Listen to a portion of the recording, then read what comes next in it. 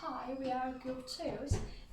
In this group, Betty, Charlize, Rhys, and Yushan will be included. The presentation is about the strategies for attracting and retaining high-skilled labor in New Zealand. The purpose of this presentation is about the strategies of the companies to attracting and relocating the experienced employers from Philippines and Thailand. The online special effect is the main job of this company, and the company is very potential and with a high revenue. And besides, this company supports and provides funds for the R&D teams. And the last is about the structures of the whole presentations. It includes 3 parts. The first part is about 5 activities for achieving the strategies. The second part is assistance for managing the well-being. And last part is the risks and challenges that the company will face because of the strategy. As for the strategy, develop a multicultural and diversified employer brand. The reason why we chose this strategy is the first reason is because this company's employs 19 employers from 12 different countries. So it's already created a very multicultural environment for the company. And the second reason is because the cultural diversity employers can help employees integrate into the new environment faster. It can be more inclusive for different culture, and the employers can feel belongingness, and also they don't feel they belong to the minority group. Because the open environment is very important for creating new ideas. So the demonstrating cultural diversity and offering expatriate support is our first activity. It helps to build the open environment. For example, the firm can organize activities regularly. So it also can be a good condition for employees to attract. The questionnaires to check the employer satisfactions can be a very good ways to check whether the employers are satisfied with the traditional activities and which part they think the company should be improved, and what kind of ways they prefer to celebrate their traditional festivals. Because the recruitment advertisement is also very essential for recruiting. So the advertisement should show the company value through the media, social media such as Facebook, Twitter, or job search website of Philippines and Thailand. The social listening.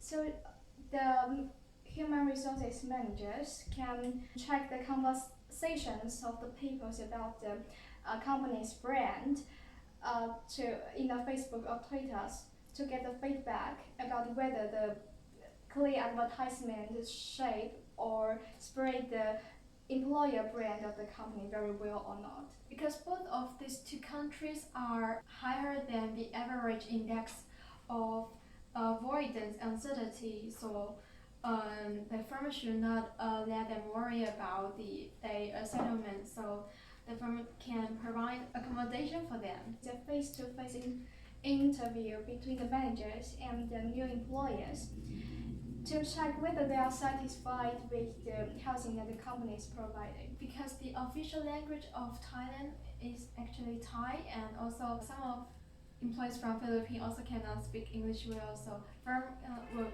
provide the language session for them. It's about the examination in the test.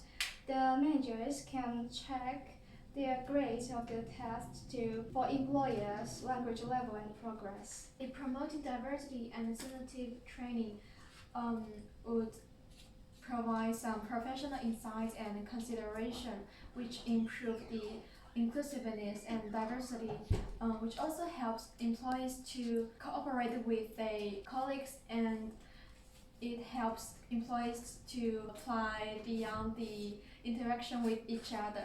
Others employers' reflections about whether these new employers are integrated into this new environment very well or not. Because if the new employers can get along well with the old employees, it means that they adapt to this environment very well.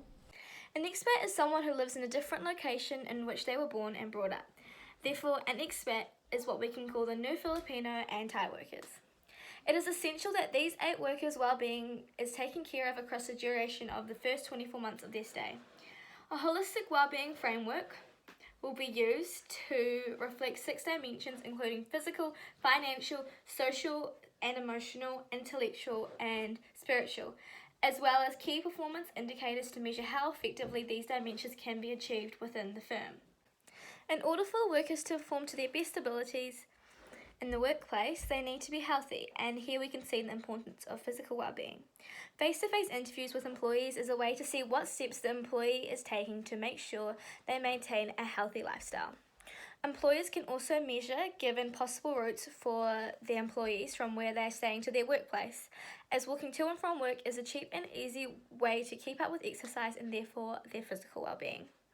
Financial well-being is also extremely important for these workers, especially as they are away from their home country.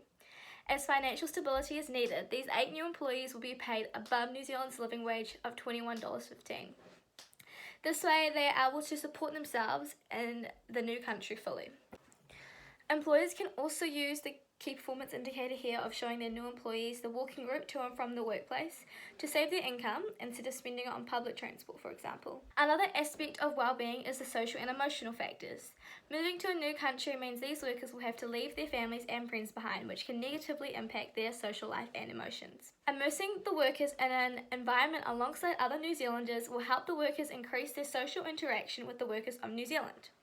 This firm is also offering $20,000 into making these workers feel supported culturally and doing questionnaires to ensure this. Prior to coming to New Zealand, these workers have had at least 5 years working in the industry. Though there is a lot of experience, knowledge still has to be shown in New Zealand. This can be measured through training to understand how skilled these workers are. 20,000 New Zealand dollars are also being put towards English classes for the first 2 months, which can be measured by exams and will ultimately help these workers strengthen their communication skills and therefore give them better opportunities in the future. Both countries of the Philippines and Thailand have certain religions that they practice, the Philippines predominantly being Catholic and Thailand predominantly Buddhism. One-on-one interviews between employers and workers can also measure to what extent each worker values religion. They can consequently act on what these workers say and use the help of other employees by questionnaires to help find the right church/temple for these workers. So the first activity that was suggested was introducing traditional activities from each country for all employees to partake in. The risk with this is that these activities may make the current employees feel uncomfortable. They may feel pressured to participate, or some activities may cause conflict with individuals' beliefs. One way to get around this from a manager's point of view could be to decide on what activities to organise as a team. That way everyone will feel comfortable. This will increase participation rates and therefore improve the well-being of the expatriates. The second activity was about advertising through social media. The risk with this is that it is unlikely that highly skilled workers from the Philippines and Thailand will pack up their things and move country for a job they read about on the internet. To combat this, the firm should offer some sort of verbal communication service, for example through Skype, for those who have expressed an interest in the job due to the social media advertising. This would allow employees to educate them about the position, including all the important details, and reassure them about the security of the job. This would dramatically increase the likelihood of them accepting the job. The third idea of covering the expatriates' living costs for the 2 months also presents some risks. One of these is the possibility of them leaving the company straight after what would essentially be a 2-month financially free trial. This would be one way for the firm to lose money very quickly, so to prevent that from happening, a lawful contract should be put in place that secures their labour for 12 months. That way, they won't leave after 2 months, and if they decide to leave after a year, then it is safe to assume their contribution through labour would have covered their accommodation costs. The fourth activity considered implementing language classes to eliminate language barriers in the workplace. One possible risk of this is that employees may not want to spend their personal time on this.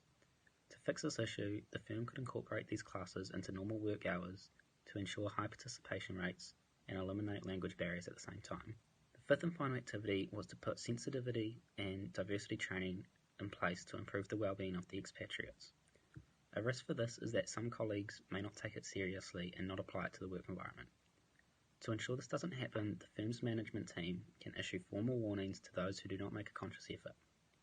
If they disregard these warnings and nothing changes, then suspensions or even permanent dismissals should be enforced to show the expatriates that their well-being is of utmost importance to the firm.